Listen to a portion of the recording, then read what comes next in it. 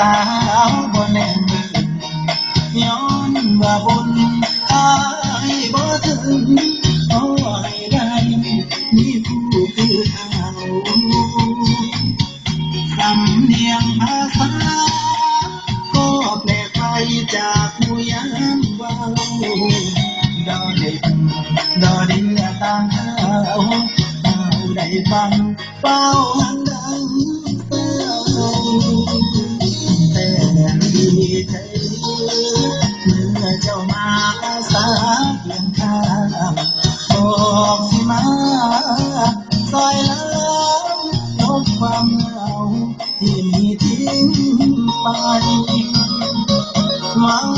จริงบ่น้อเมื่อเพียงรอให้อายดีใจสาธุแม่คนไทยอย่าตัวอายก็เด้อคนดีหากผู้ดี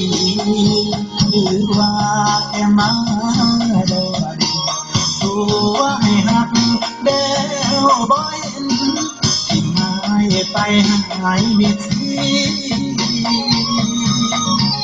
หากน้องจริงใจ